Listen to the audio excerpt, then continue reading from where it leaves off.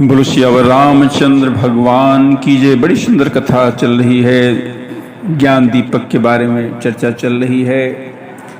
कहते हैं दूध को औटाने के बाद, वो जो धर्ममय दूध है उसे औटाने के बाद कहते हैं कि क्षमा और संतोष रूपी हवा से ठंडा कर दे उसे, और फिर कहते हैं मन का निग्रह धैर्य रूपी जामन से उसको जमावे। और मुदिता मथये विचार मथानी, दम आधार रज सत्य सुबानी। मुदिता प्रसन्नता रूपी कमोरी में तत्व विचार रूपी मथानी से, दम इंद्रिय दमन के आधार पर दम रूपी खंभों के आदि के सहारे, सत्य और सुंदर बाणी रूपी रस्सी लगाकर उसे मथे।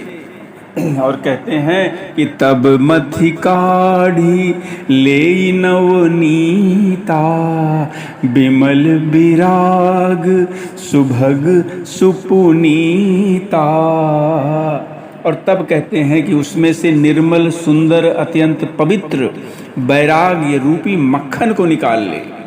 जोग अगिन करी प्रगट, तब कर्म शुभाशुभ लाई।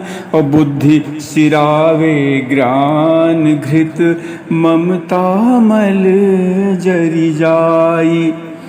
फिर तत्व रूपी कहते हैं योग रूपी अग्नि प्रकट करे वो, फिर उसमें समस्त शुभाशुभ कर्म रूपी ईंधन को लगा दे, सब कर्मों की रूप अग्नि को भस्म कर दे। और कहते हैं जब वैराग्य रूपी मक्खन का ममता रूपी मल जल जाए, तब बचे हुए ज्ञान रूपी घी को निश्चयात्मक बुद्धि से कहते हैं उसको ठंडा करे। और इस प्रकार तब विज्ञान रूपिणी बुद्धि विशद घृत पाई। और चित्त दिया भरी धरय दृढ़, मम समता दियटी बनाई। तब विज्ञान रूपिणी बुद्धि उस ज्ञान रूपी निर्मल घी को पाकर और उससे चित्त रूपी दिए को भरकर समता की दीवट बनाकर उस पर दृढ़ता पूर्वक रखकर कहते उसको जमावे। बड़ी सुंदर कथा चल रही। बोलो सियावर रामचंद्र भगवान की जय।